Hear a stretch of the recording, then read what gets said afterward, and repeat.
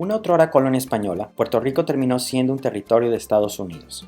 De modo que hoy, las personas nacidas en la isla son ciudadanos estadounidenses que pueden votar por su propio gobierno, pero que no tienen voz en nada de lo que sucede en EU, a menos de que vivan ahí.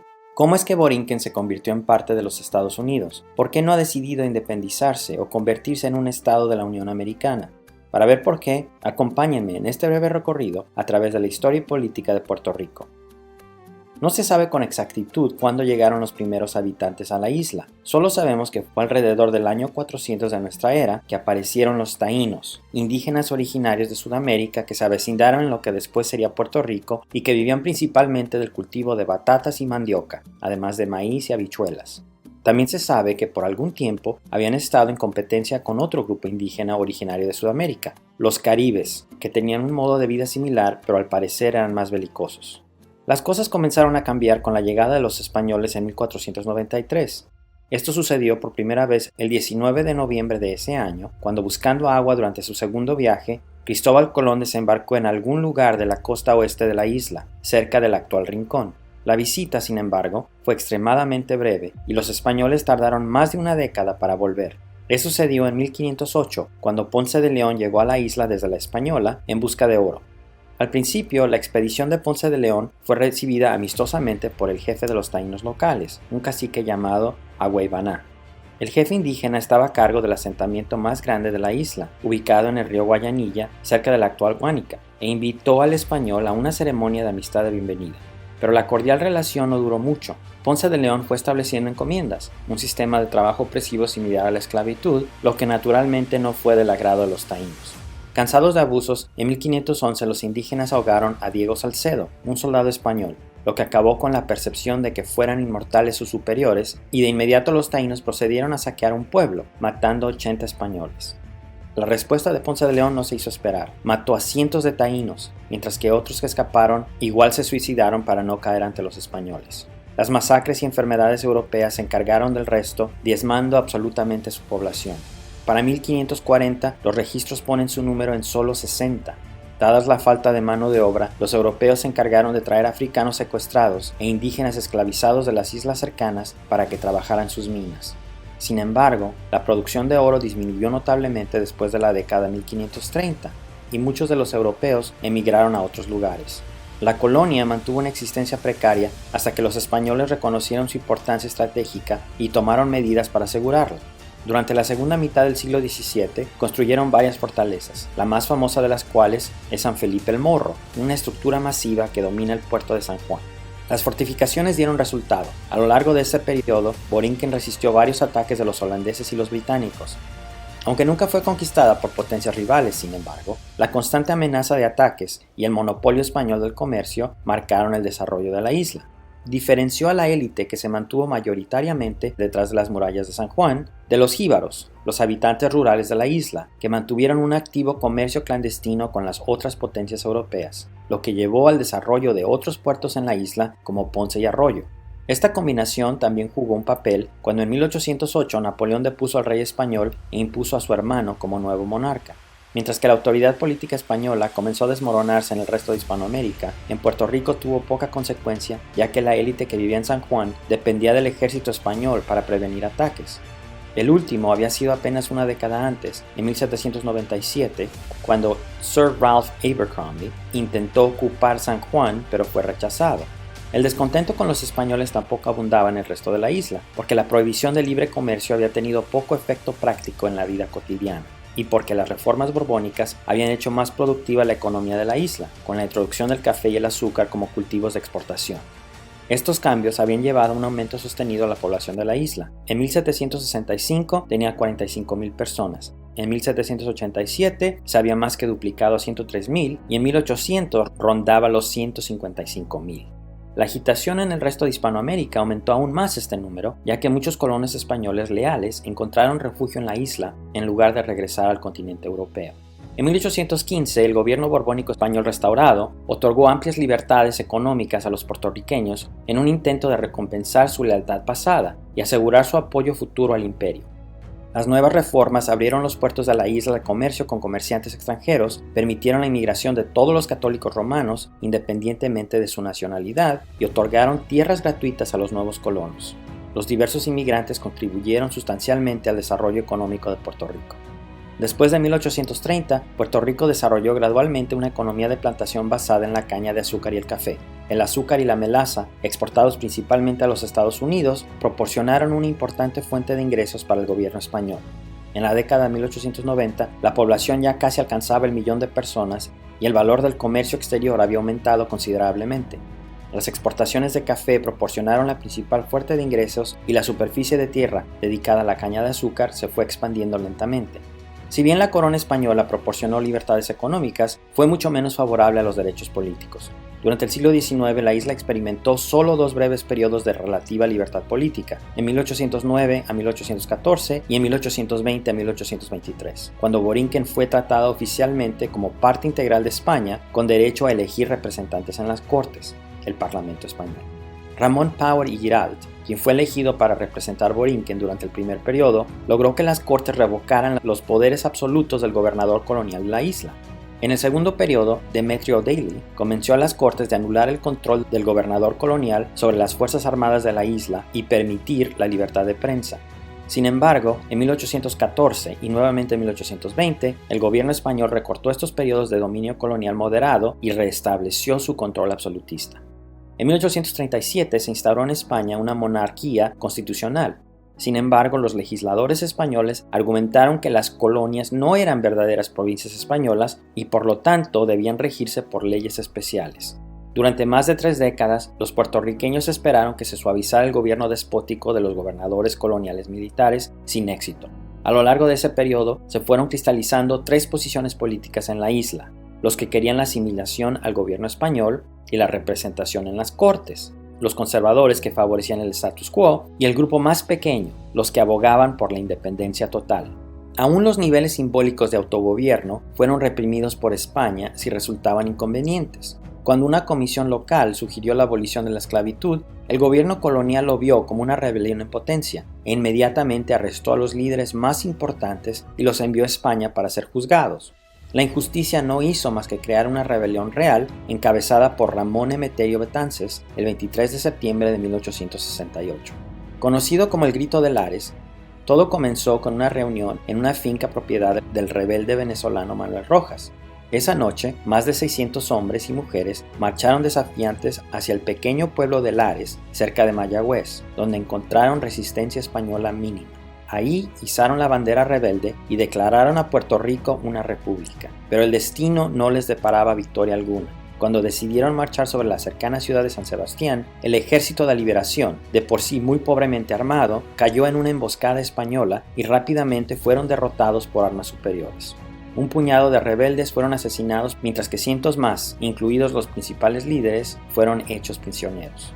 Si bien el Grito de Lares fue decapitado rápidamente y nunca obtuvo un amplio apoyo de base en la isla, la acción generó algunas concesiones políticas a largo plazo.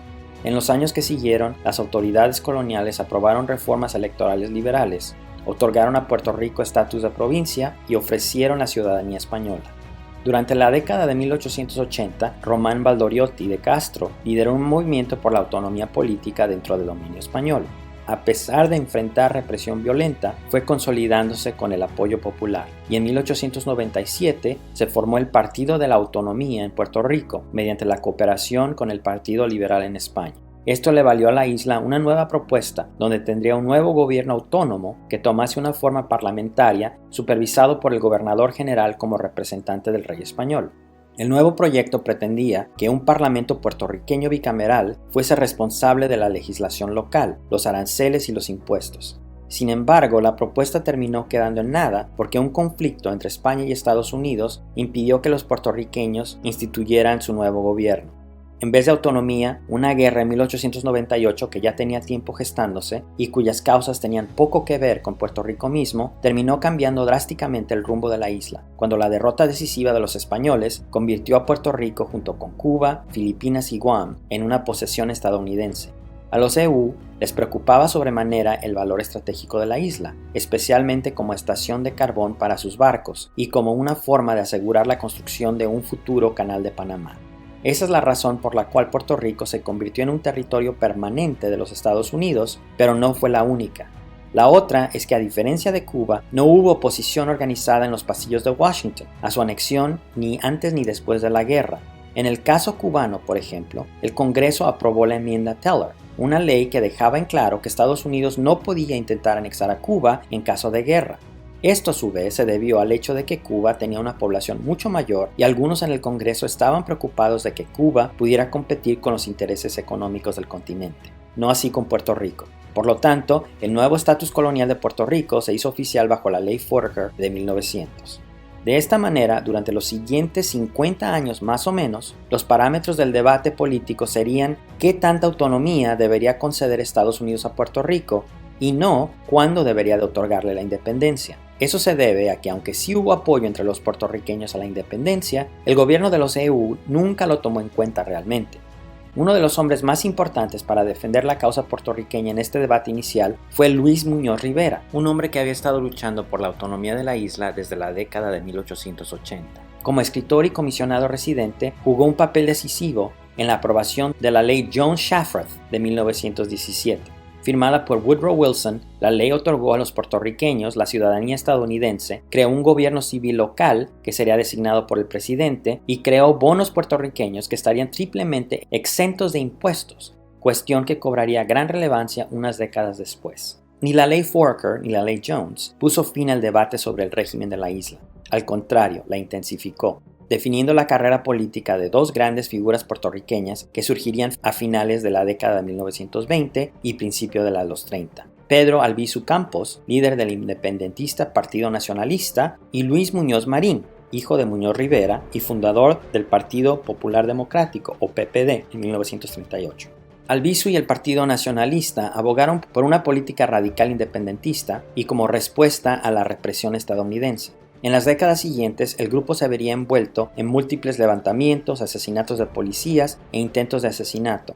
Uno de los primeros más importantes fue la masacre de Ponce, un evento que tuvo lugar el 21 de marzo de 1937, donde la policía abrió fuego contra una marcha organizada por los nacionalistas, matando a 19 e hiriendo a más de 200 personas. Durante el mismo periodo, el lado más conciliador, liderado por Muñoz Marín, presionó por un plebiscito para permitir a los puertorriqueños elegir entre la estadidad y la independencia.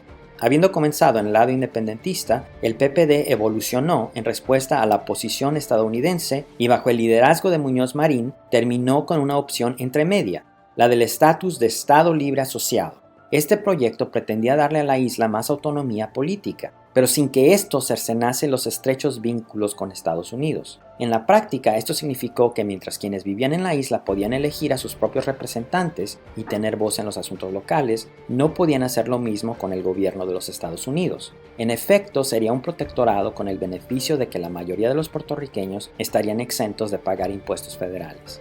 En 1952, este convenio fue aprobado por un referéndum realizado en la isla. Los votantes también aprobaron la primera constitución puertorriqueña, escrita enteramente por boricuas, bajo la cual Muñoz Marín se convirtió en el primer gobernador electo de Puerto Rico. El nuevo estatus y la ciudadanía estadounidense, recién otorgada, precipitó un éxodo masivo de puertorriqueños que se conoce como la Gran Migración. Atraídos por mejores oportunidades económicas en los Estados Unidos, decenas de miles abandonaron la isla. Solo en 1953 llegaron a la ciudad de Nueva York unos 75,000 puertorriqueños. No todos estaban contentos con un arreglo intermedio, especialmente los nacionalistas. En octubre de 1950 intentaron una insurrección con levantamientos simultáneos en varios puntos de la isla, incluyendo Arecibo, Jayuya y San Juan. El más exitoso fue en Jayuya, donde los nacionalistas tomaron el pueblo por varios días, mientras que en San Juan intentaron entrar a la mansión del gobernador, pero los atacantes solo consiguieron su muerte. Unos meses después, ese mismo año, Griselio Torresola y Óscar Collazo también intentaron asesinar al presidente de EU, Harry Truman, mientras se hospedaba en Blair House en Washington, D.C. Truman salió ileso, pero lograron matar a un oficial de policía. Sin embargo, tal vez el incidente más recordado fue el tiroteo en el Capitolio de los Estados Unidos en 1954, cuando Lolita Lebrón, Rafael Cancel Miranda, Andrés Figueroa Cordero e Irving Flores Rodríguez desplegaron una bandera puertorriqueña y comenzaron a disparar contra los representantes del 83 Congreso, quienes estaban debatiendo un proyecto de ley de migración. 5 diputados resultaron heridos, uno de gravedad, pero todos se recuperaron. En ambos casos, los nacionalistas puertorriqueños fueron encarcelados y luego indultados décadas después.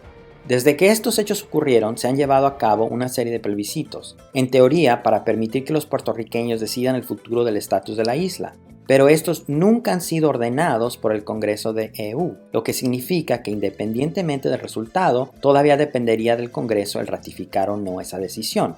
Elecciones de este tipo se dieron en 1967, 1993, 1998, 2012, 2017 y 2020. 5 de ellos les dieron a los votantes algún tipo de opción entre la independencia, el status quo o la estadidad, y solo el último hizo la simple pregunta de si Puerto Rico debería o no convertirse en un estado. Los votantes rechazaron el cambio de estatus en 1967, 1993 y 1998.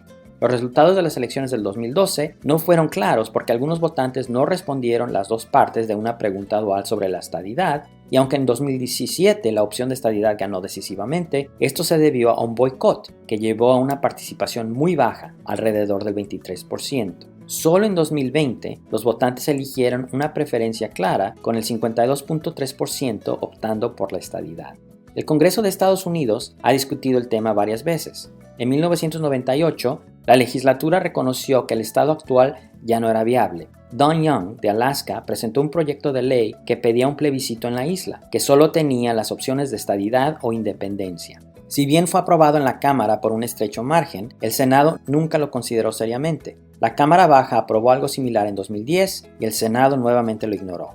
Desde entonces se han presentado en todos los congresos y probablemente en un futuro cercano se volverá a aprobar en la Cámara, pero las posibilidades siguen siendo muy bajas en el Senado. Esto se debe a que la estadidad puertorriqueña se ha convertido en un tema partidista, ya que podría significar 2 nuevos senadores demócratas en el Congreso, de modo que mientras no haya mayorías abrumadoras de demócratas en el gobierno, el estatus de Puerto Rico probablemente seguirá como hasta ahora. Mientras tanto, el apoyo de los puertorriqueños a la estadidad ha oscilado según el desempeño económico de la isla. A mediados del siglo XX, la economía de la isla fue transformada por primera vez por la llamada Operación Manos a la Obra, una estrategia de desarrollo basada en incentivos fiscales provenientes tanto del gobierno puertorriqueño como del gobierno federal y el acceso a mano de obra barata. Esto transformó a la isla de una economía basada en la agricultura a una industrial. Un poco después, su sector manufacturero se transformó aún más de industrias intensivas en mano de obra, como la fabricación de alimentos, tabaco, textiles, etc., a productos farmacéuticos, químicos y electrónicos. Esto pareció sostenible durante un tiempo, elevando el PIB per cápita de la isla durante décadas. Pero 3 cosas terminaron con el arreglo. El primero fue la firma del Tratado de Libre Comercio entre Estados Unidos, Centroamérica y la República Dominicana. El segundo fue la eliminación gradual de los incentivos fiscales federales para reubicarse en la isla. Y el tercero fue la Ley de Salario Mínimo del 2007, que elevó los estándares de salario mínimo de Puerto Rico al nivel del continente. Esta combinación puso fin a la formidable ventaja competitiva de la isla basada en incentivos fiscales, mano de obra barata y acceso a los mercados de Estados Unidos. Y por lo tanto, la industria pesada optó por irse a otra parte. Peor aún, como parte de la ley John Shafford mencionada anteriormente, los bonos puertorriqueños estaban casi completamente exentos de impuestos, lo que significaba que la isla siempre podía emitir más deuda de lo que hubiera emitido de otro modo. Esto funcionó bien mientras su economía creció, pero una vez que se enfrentó a la reducción del PIB, Puerto Rico comenzó a meterse en problemas, especialmente porque en 1984 el Congreso le quitó el derecho a la isla a declararse en bancarrota. Inevitablemente esto condujo a una crisis financiera. Lo que finalmente lo provocó fue la degradación de los bonos de la isla a la categoría de basura, que a su vez creó un círculo vicioso en el que el gobierno, ya de por sí con problemas de liquidez, terminó teniendo aún más problemas de liquidez. Normalmente, cuando un país se enfrenta a este tipo de situación financiera, tiene 2 opciones básicas. Pueden devaluar su moneda o promulgar medidas de austeridad a través de algún tipo de impuestos más altos o recortes de gastos. Puerto Rico, sin embargo, no tenía control de su moneda ni podía declararse en quiebra, por lo que su única opción era la austeridad, que es lo que persiguió a partir del 2014. El huracán María, que tocó tierra en Puerto Rico el 20 de septiembre de 2017, empeoró aún más una situación ya de por sí muy difícil. La tormenta de categoría 5 fue responsable de la muerte de alrededor de 3.000 personas y alrededor de $90.000 millones en daños. Paralizó la red eléctrica de la isla e hizo que el agua potable fuera inaccesible para millones de personas. Todo mientras el gobierno de los Estados Unidos parecía no querer o no poder proporcionar la ayuda necesaria. Las secuelas del huracán y de la deuda ocasionaron un número de efectos políticos. El más inmediato fue la destitución del gobernador Ricardo Ricky Rosselló. El gobernador ya era impopular dado que había presidido muchas de las medidas de austeridad, pero lo que vino a terminar su despido de la gobernatura fue un chat filtrado donde se burlaba de algunos de los sobrevivientes del huracán María e insultaba a la mayoría de los políticos prominentes de la isla. La filtración provocó protestas masivas con el cántico Ricky renuncia. Amenazado con juicio político, el gobernador dimitió el 2 de agosto de 2019. Mientras tanto, las otras cuestiones siguen sin resolverse. La deuda de Puerto Rico no desapareció, sino que simplemente se reestructuró bajo una junta de supervisión designada por el gobierno de los Estados Unidos. Durante décadas, Puerto Rico parecía haber encontrado un punto medio satisfactorio entre la independencia y la estadidad, pero los acontecimientos recientes han dejado en claro que sin importar lo que los puertorriqueños se digan a sí mismos, su estado actual no está muy alejado del colonialismo. Esto parece insostenible a largo plazo, pero no está claro cuándo podría cambiar.